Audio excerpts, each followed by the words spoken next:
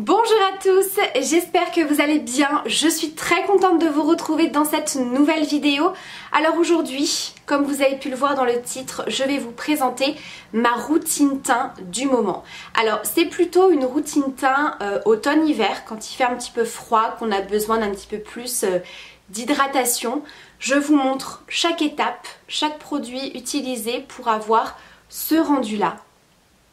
Voilà, que j'aime beaucoup. J'aime avoir un teint quand même assez travaillé, mais avec un résultat quand même assez naturel. Voilà.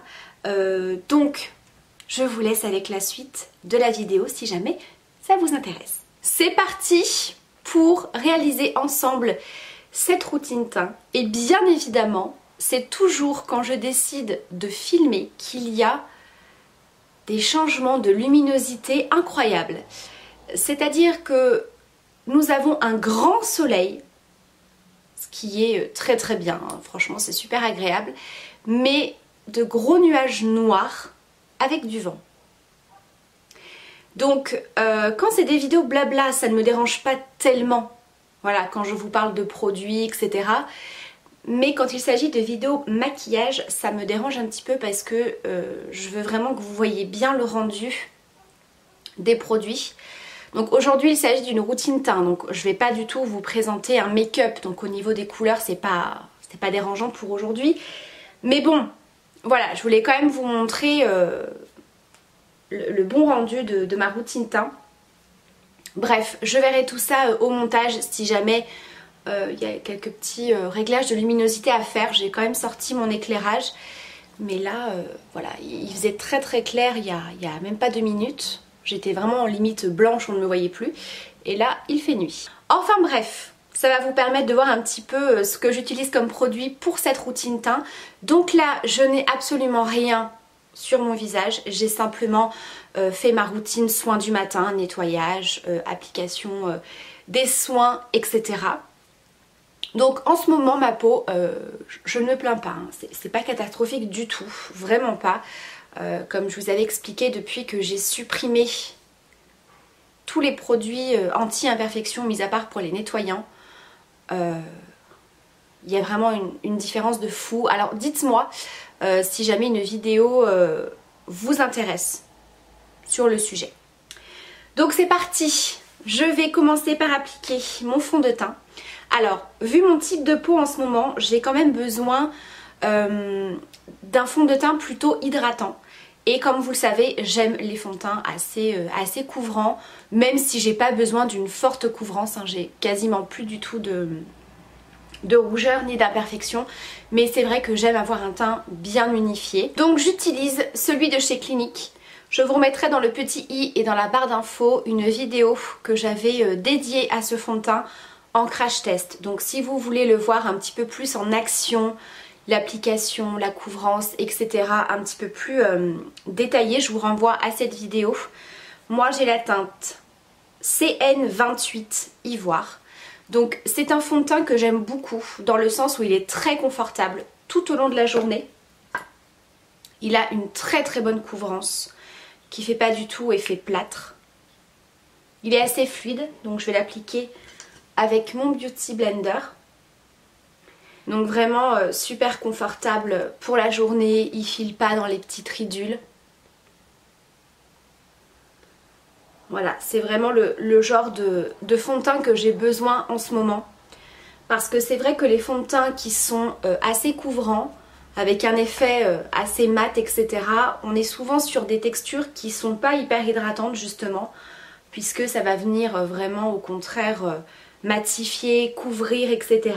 Donc si jamais vous avez la peau sèche ou déshydratée, même si vous allez appliquer votre crème, votre sérum, une base hydratante, franchement en cours de journée ça va vraiment pas super bien tenir. Votre peau elle va vraiment absorber et vous allez avoir un effet cakey qui va filer dans les petites ridules, etc.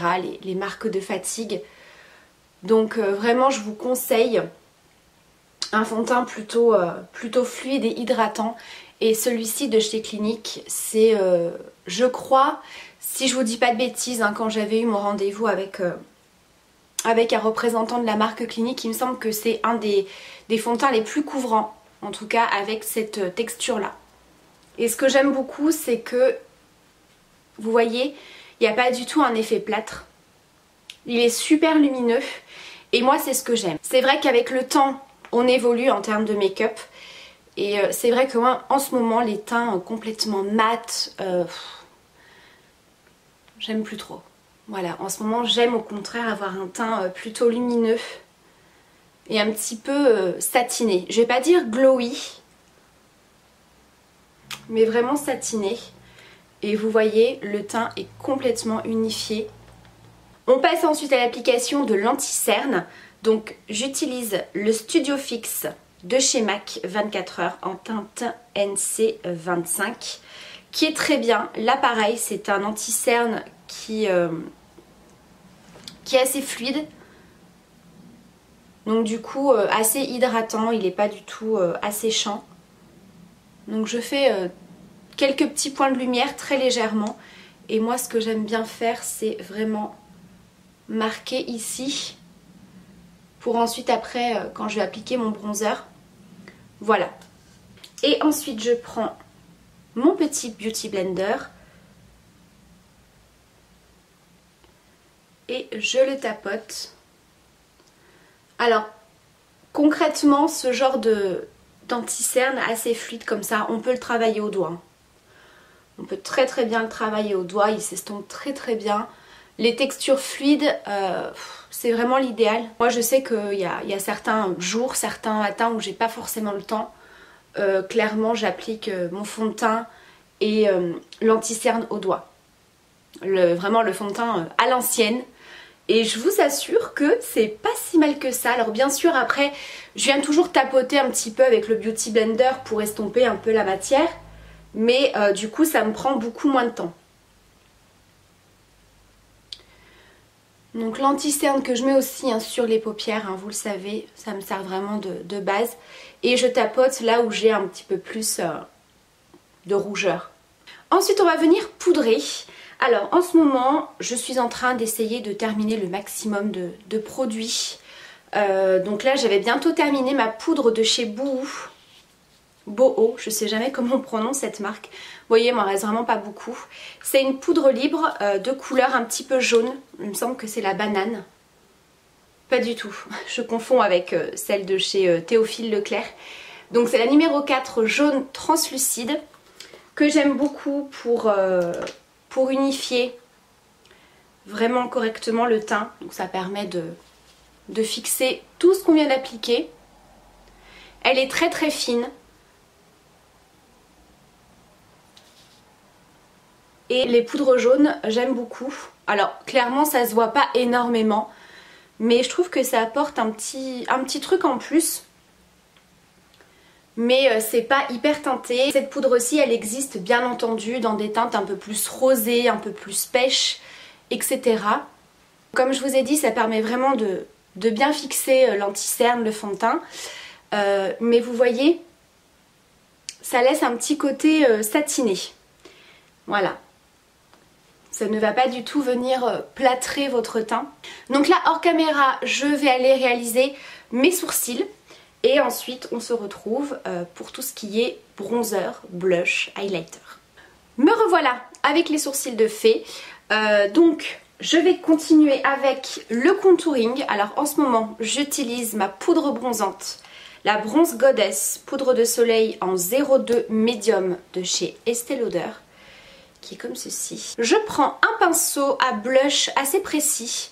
Je prends pas spécialement de pinceau biseauté parce que je veux vraiment faire un contouring mais assez léger, vraiment pour réchauffer le teint. Je veux pas non plus structurer trop mon visage. Donc pour placer mon pinceau, vous voyez ici vous avez une ombre naturelle qui se crée. Hop, et je marque comme ceci. Je ne descends pas trop. Parce que si vous mettez du bronzer ou du blush trop près des joues comme ça au niveau du nez, je trouve que ça a tendance à arrondir un petit peu le visage et à vieillir entre guillemets. Et quand on commence à avoir un petit peu quelques rides, n'est-ce pas, on évite. On évite, on essaye au contraire de faire un effet un peu tenseur.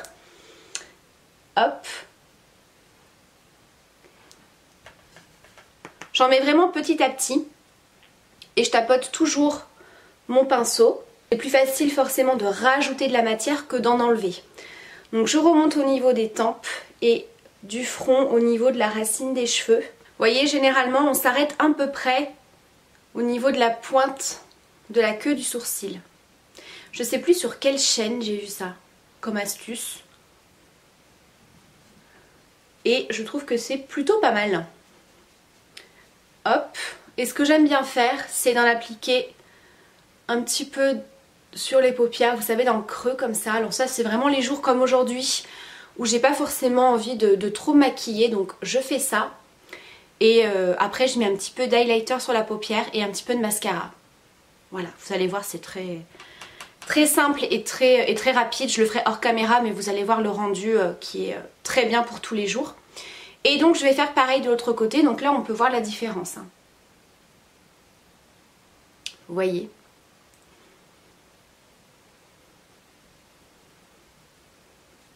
Et quand j'applique le bronzer, vous voyez, je ne fais pas simplement ça. Je viens faire des petits mouvements circulaires pour justement estomper en même temps et que ce soit pas trop net, vous voyez. Si jamais vous en mettez un petit peu trop ou que vous avez du mal à estomper, vous reprenez votre pinceau poudre et vous venez tapoter.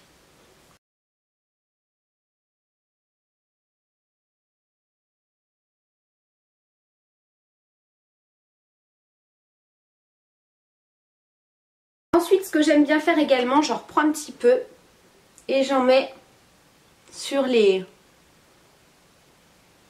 bords de mon nez. Je sais pas trop comment vous expliquer. Alors, c'est pas pour faire un contouring du nez, parce que vraiment, à ce compte-là, vous prenez un pinceau plus fin pour redessiner votre nez. Moi, c'est vraiment pour apporter un petit côté encore un peu bonne mine. Et j'aime bien. Donc, j'en mets un peu sur les côtés du nez et en dessous et au-dessus. Je garde la pointe ici pour mettre mon highlighter. Alors, ça apporte pas une grande différence, mais je trouve que c'est plus harmonieux. Ensuite, je vais revenir estomper ce bronzer avec une autre poudre bronzante. Mais celle-ci, elle est un petit peu nacrée. Je l'ai bientôt terminée. C'est une poudre bronzante. Je viens de me faire peur toute seule, j'étais pas sûre d'avoir appuyé sur le bouton enregistrer. Tout va bien, c'est la fin de semaine. Donc c'est la teinte peau claire de la marque Eye Care. Donc ça, c'est une marque qu'on retrouve principalement en parapharmacie. Et là, je viens juste tapoter comme ça. Alors je sais pas si ça va être très flagrant à la caméra, mais je trouve que ça estompe. Et vu que la poudre est un tout petit peu satinée, on a quelque chose de super naturel. Enfin, moi je sais que j'aime beaucoup. Ce qu'il reste sur le pinceau, il reste pas grand chose, hein. Je le mets un petit peu au niveau de l'os de la mâchoire. Tac. Ensuite, j'aime bien appliquer un petit peu de poudre compacte. Donc celle-ci, c'est la Universal de chez Rituals. Hop, qui est comme ceci. Elle apporte une légère couvrance supplémentaire, mais très légère. Elle est complètement mate. Et moi, j'aime bien en appliquer en tapotant ici, sous l'œil. Comme si on voulait poudrer l'anti-cerne. Mais c'est vraiment pour apporter un petit peu plus de couvrance quand vous avez un peu de cerne, ce genre de choses, que vous êtes fatigué. Ça apporte une petite couvrance supplémentaire et je trouve que ça structure un petit peu plus. Et voilà, j'aime bien en tapoter un petit peu là et ici. Parce que je trouve qu'elle floute un petit peu l'apparence des pores. Hop, je termine là. Je trouve qu'elle a vraiment un effet un peu flouteur. J'aime beaucoup le rendu de cette poudre. Ensuite, on passe au blush. Alors, en ce moment, j'utilise celui de chez Art Deco, qui est la teinte Arctic Beauty Blush. C'est un blush trio. Alors je pense pas que je puisse vous le retrouver parce que c'était une édition limitée et ça fait très longtemps que je l'ai. Mais voilà, en ce moment j'aime bien utiliser des teintes un peu bois de rose comme ça. Vous voyez? Donc je prends un petit pinceau blush et je prélève vraiment que cette teinte-ci. Alors je vais pas dire qu'il est complètement mat, je trouve qu'il est légèrement satiné et alors il est très pigmenté. Donc là je souris mais je ne vais absolument pas appliquer mon blush ici. Parce que vraiment je trouve que ça a tendance à m'arrondir un peu le visage. Donc je préfère l'appliquer vraiment au-dessus du bronzer.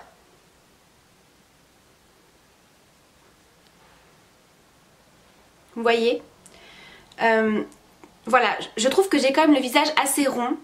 J'ai quand même des bonnes joues. Et j'ai pas forcément envie de trop marquer justement cette partie-ci.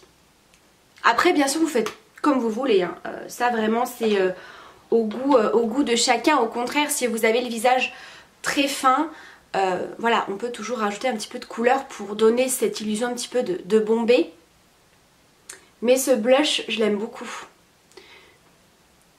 Il fait vraiment un petit effet bonne mine, donc je vais l'appliquer aussi un petit peu sur le nez.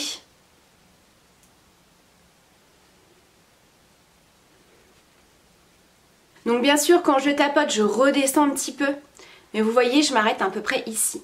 Je vais vraiment pas jusque là. Et je trouve que ça suffit. Alors bien sûr je pourrais m'arrêter là, mais bien entendu highlighter, donc plus précisément ma poudre illuminatrice de chez Rituals. Je vous ai présenté plusieurs fois ce produit que j'aime tellement. Il est disponible hein, sur le site. J'ai la teinte Pink Brown. Voilà. Je reprends mon pinceau blush. Je mélange toutes les couleurs. Je m'embête pas. Et hop. J'espère que vous allez voir le rendu. Je me tords un petit peu le cou parce que c'est pas évident. C'est vraiment très subtil. Peut-être que vous verrez un petit peu mieux de ce côté. Et j'en mets bien sûr sur le bout du nez. Donc voilà pour le rendu final de ma routine teint. Donc dites-moi un petit peu ce que vous en pensez. J'aime beaucoup. J'aime beaucoup. On a le teint bien unifié, réchauffé, lumineux. Moi en tout cas j'aime beaucoup. Donc ce que je vais aller faire, c'est très rapidement mes yeux pour vous faire un petit bisou et vous filmer ensuite l'introduction de cette vidéo. Donc là je vais simplement appliquer un petit peu d'highlighter sur la paupière mobile et un petit peu de mascara. Et vous allez voir pour un petit make-up de tous les jours, hyper rapide, hyper simple, c'est très joli. Me revoilà avec mon petit maquillage terminé. Je suis complètement éblouie. Vous voyez, j'ai simplement appliqué du mascara et un peu de baume. La luminosité a complètement changé. Mais bon, je trouve que là on est quand même sur une bonne luminosité. Donc voilà le résultat final. Et vous voyez, j'ai simplement mis un petit peu d'highlighter sur les paupières au doigt, deux bonnes couches de mascara et un petit peu de baume à lèvres teinté de chez Rituals que j'aime beaucoup trop. Voilà, et c'est un petit peu mon petit make-up de tous les jours. Voilà, les jours où j'ai pas forcément envie de trop me maquiller. Je préfère passer un peu plus de temps à travailler mon teint qu'un maquillage des yeux super travaillé qui me prend un peu plus de temps. Là, voilà, ça prend un petit peu de temps parce que je vous explique les étapes, je vous montre. Mais clairement, tous les jours, ça prend vraiment pas longtemps. Donc voilà, en tout cas, j'espère que cette vidéo vous aura plu.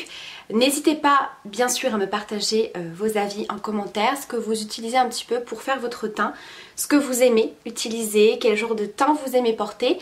Je vous embrasse, bien sûr, très fort. Prenez bien soin de vous. Et à très vite pour la prochaine vidéo.